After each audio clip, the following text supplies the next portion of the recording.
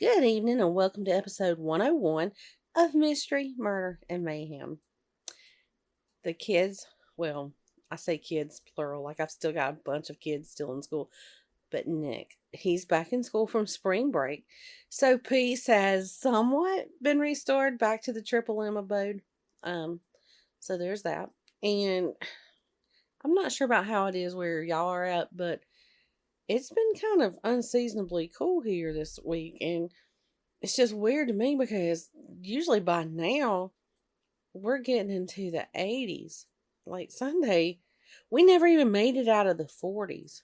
Now, I'm not complaining, of course, because I do enjoy the cooler weather. I am not a summer person, but I'm just saying that it's kind of weird for us. Well, anyway, I'm just rambling. But anyway, I'm going to move on to tonight's episode.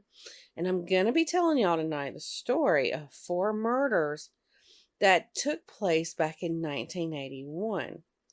And to this day, which is exactly 42 years later, the killer or killers have never been caught.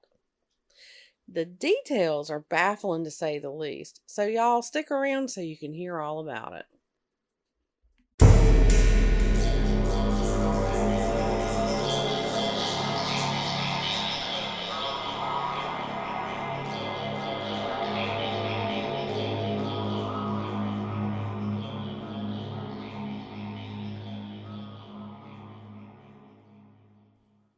Now, to give a bit of a background on the circumstances, let's go back a couple of years before the murders took place. In July of 1979, Sue Sharp decided to move to the other side of the United States after she and her husband James separated. She packed up her 5 kids, left their home in Connecticut, and they drove cross country to Northern California, where Sue's brother lived. When the family arrived in California, they moved into this small rental trailer that her brother had lived in for a little while. And the trailer was located at the Claremont Trailer Village. But they didn't live there long in that little small trailer. It was just a temporary place for them to stay because soon the family was able to move into cabin number 28 in Keddie, California. Well, Keddie, California is not exactly a big booming town. I'm not even sure that it's incorporated into a town, but we'll just call it a small town. Now, I know I say that I come from a small town, but my town that I live in looks like a metropolis area compared to Keddie because the census back in 2020 said that the population of Keddie was a whole 68 people. So yeah, it's pretty small, and it only takes up 413 acres. Now, I'm thinking that it might be just some like this camping area type thing that people may stay at long term. I'm not sure. I should have looked more into the town so I would have known more about it, but here we are. Anyway, along with the mom, her name was Susan, or they called her Sue. The family consisted of 15-year-old John, 14-year-old Sheila, 12-year-old Tina, 10-year-old Rick, and 8-year-old Greg. And I'm sure they probably had, your normal family problems, but for the most part, I believe they were a happy family. And they had all started making friends there in the area where they had moved to. So now it's 1981. And around 11:30 on the morning of April the 11th, 1981, Sue, along with Greg and Sheila, left the home of some friends and they drove into Quincy to pick up Rick. He had been there for some baseball tryouts. And somewhere along the way back home, Sue picked up her son John and his friend Dana, who were hitchhiking. And it seemed like a pretty normal day. And then later that afternoon, around 3:30, John and Dana left the house to go back into Quincy. I had read that they were going to a friend's house for maybe a party. But anyway, later that evening, Sheila had plans to spend the night with a friend who lived in cabin number 27. So, like I said, the family lived in cabin 28. So they were right there adjacent to each other. So she left from their cabin number 28 around 8 p.m. to spend the night with that friend. And when she got there, her sister, Sheila's sister Tina, was already there at the friend's home. But Sheila reminded her that their mom wanted her to be back home by 10. So around 9:55, Tina left to go back home. All seemed normal. But at 8 p.m. the next morning, or 8 a.m., sorry about that, the next morning when Sheila returned home, everything was far from normal. Upon entering the home, Sheila found the bodies of her mom, her brother John, and John's friend Dana. They were all deceased on the living room floor. Well, as soon as she saw that, Sheila rushed back to the neighbor's house where she had spent the night and told them what she found. Well, the dad at that house, his name was Jamie Seabold. He was, able to go over, check out the situation. And then he found that the two young boys, Rick and Greg, were just fine. They were in their bedroom along with a friend named Justin Smart who had spent the night. And that neighbor was able to get those three boys out through the bedroom window. Well, the funny thing is, none of those three boys, they didn't have a scratch on them. But sadly, the same thing couldn't be said for John, Dana, or John's mom, Sue. Their murders had been particularly brutal. Now, along with their bodies, 2 bloody knives and a hammer were found at the scene. Sue was found laying on her side near the couch in the living room, and she was nude from the waist down. She had been gagged with a blue bandana and her own underwear, and those had been secured to her mouth with tape. She also had a stab wound to the chest. Her throat had been slashed, and that slash was so deep, y'all, that it had gone through her larynx and grazed her spine. She had been struck so hard with the butt of a gun on the side of her head that it left the imprint, and that imprint was from a Daisy 880 Powerline BB gun. Now, John's throat had been slashed also, and Dana had multiple head injuries along with being strangled to death. Both John and Dana had suffered blunt force trauma to their heads caused by a hammer or hammers.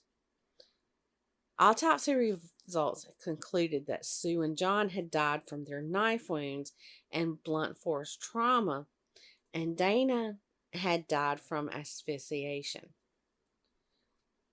Now, I've mentioned Sue, I've mentioned John, I've mentioned the 2 little boys, and the 2 friends that had been over. But y'all, there's still somebody missing, and that was Tina. Where was she? She was absolutely nowhere to be found. The really odd thing about this is that Sheila had only been next door at the Seabold's cabin, and no one there had heard anything going on. But the folks in cabin number 16 said that they had heard a muffled scream sometime around 1:15 that morning. Now, the house showed no forced entry, but the phone cord, now it had been cut at the outlet so that, nobody could call for help. And the curtains and the windows had been drawn shut. The only items missing from the home was Sheila's jacket and some shoes and a toolbox that contained random tools. In the beginning, a neighbor named Martin Smart was a person of interest in the case. Now, if this last name sounds familiar, it's because he's the dad of the little boy Justin, who had been staying with the Sharps on the night of the murders. And he claimed that his claw hammer had mysteriously disappeared from his home, and in accordance to Sheriff Sylvester Thomas, who was supervising the investigation, Smart had provided a ton of clues in the case that seemed to throw the guilt away from himself. But eventually, he and other neighbors They were all cleared of any involvement in the murders. Justin, the little friend of the younger boys who had been there that night, gave conflicting accounts of what he saw or heard that night. Now, at one point, he said that he dreamed the details of the murders, and then later he claimed to have witnessed them. You got to remember, though, this was little kids because the two little boys that he was spending the night with were 8 and 10 years old, so I'm pretty sure he was in that age range himself. Well, later when he was under hypnosis, he said that he awoke to sounds coming from the living room. And he got up to see what those sounds were, and he saw Sue with 2 men. And he was able to give a description of those 2 men.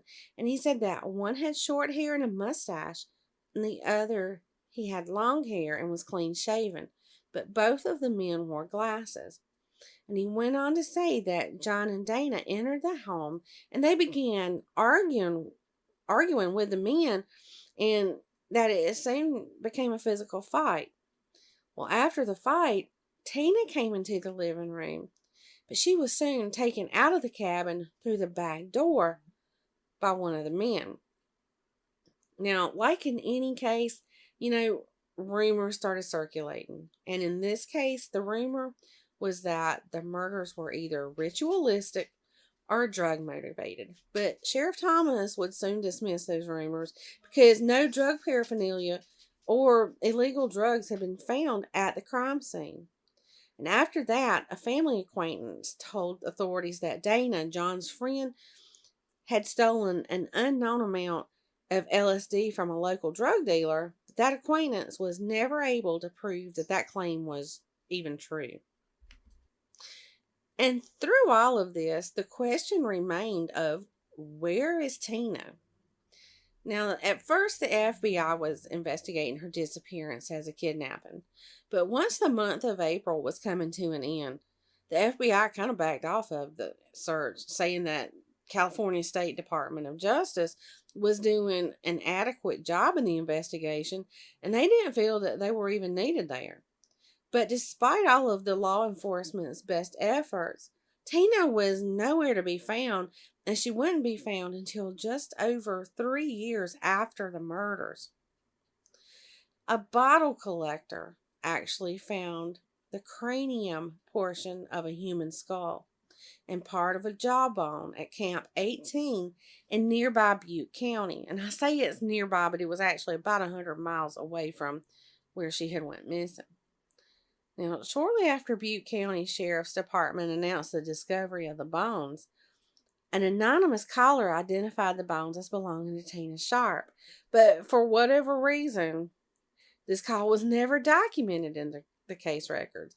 And it wouldn't be until 2013, just 10 years ago, that the recording of this call would be found. But a positive ID on the bones that were found was completed by a pathologist, and they were able to confirm that they belonged to Tina. Well, also found near her remains was a blue nylon jacket, a pair of Levi blue jeans, and an empty medical tape dispenser. Now, I did say earlier that the FBI didn't continue the search for Tina because, like I said, they said that the local authorities were doing a fine job with their investigation. But I have to tell y'all, this is not a fine investigation. There was a lot of botched things going on from the very beginning. A lot of evidence or potential evidence was collected at the crime scene, but y'all, this took place in the days before DNA testing. So what they had collected was pretty much useless to them. Now, one thing I did find really odd was that when Sheriff Thomas called in for help from the Sacramento Department of Justice, they sent agents from their organized crime unit, not homicide detectives, which I found very peculiar. And then 3 months into the investigation, Sheriff Thomas resigned and took a job with the Sacramento Department of Justice. Now, many folks close to the case have said that Thomas's handling of the case was disastrous and corrupt. And one person even went as far to say that Thomas had told suspects that it would be best if they got out of town. But now let's go back to Martin Smart for a minute. Martin's wife, Marilyn, left her husband on the day that the bodies were discovered in the Sharp residence. Marilyn provided police with a handwritten letter that Martin had sent her afterwards that read, quote, "I've paid the price for your love, and now that I've bought it with 4 people's lives, you tell me we are through. Great. What else do you want?" End quote. But get this, y'all. This letter from Martin was never considered as a confession, and the police never even followed up on it.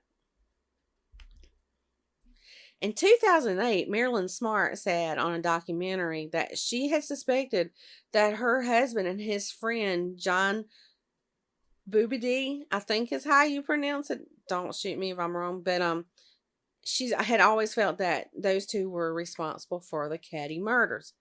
And she said that on the night of April the 11th, 1981, she left Martin and John at a bar around 11 p.m. and she went home to go to sleep.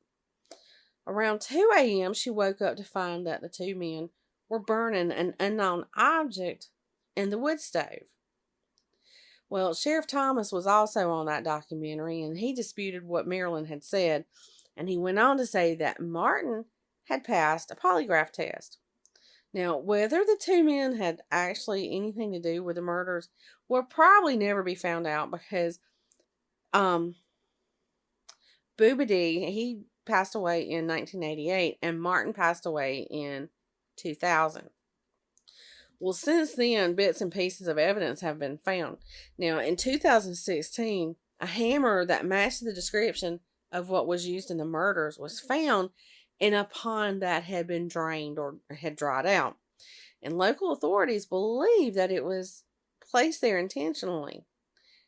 Then, in 2018, DNA that was recovered from a piece of tape at the crime scene was found to match a known living suspect. But as far as I can tell, there's nothing else been released about that little bit of information, like no names or anything like that.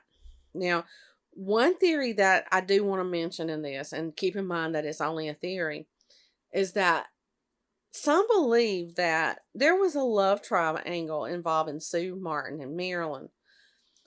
Apparently, Martin and Sue were having an affair all the while. Marilyn was crying to Sue that Martin was abusive to her. And Sue was encouraging Marilyn to leave Martin. Well, when Martin got word of this, he enlisted his friend Boobadee, who has been known to have mob connections. He wanted Boobadee to take Sue out of the equation.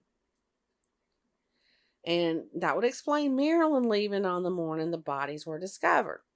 And it also provides an explanation for that letter that I read to y'all earlier. And maybe, y'all, just maybe, that explains why the Sacramento Department of Justice sent organized crime agents instead of homicide investigators. So, could it be that two suspects with ties to organized crime, that maybe they were given a free pass on murders that they may have committed? And is this why maybe Sheriff Thomas told them to get out of town? I mean, it could very well explain why this case has never been solved. And it was so sloppily investigated. And it wasn't a priority to the Sacramento Department of Justice. I mean, these are just my speculations, but I mean, think about it. It kind of makes sense, right? Well, hopefully with the new advances in forensics, sooner or later this case will be solved and closed. And if and when it does, I'll be sure to bring that to you. That's all I've really got for tonight. I know it was kind of a short episode, but it was one that I hadn't heard of, and it was one of those stories that I stumbled on while researching another story. So I found that pretty interesting. Now, I've mentioned before that in the episode description, there's links to the various social media sites, but I've also added some links to my PayPal, Venmo, and Cash App. And I normally don't like asking for money. I don't, because I do this just because it's something fun for me to do. But soon I'm going to be having surgery that I need to better my quality of life. Um, and I need the cash to pay for what the part that my insurance won't pay. But anyway, so I'm just leaving that there. If anybody, feels like they want to help a girl out, feel free. But anyway, y'all, if you don't, it's fine. I'll still be here doing episodes. Anyway, I want y'all to have a good night and come back next week for an all new episode.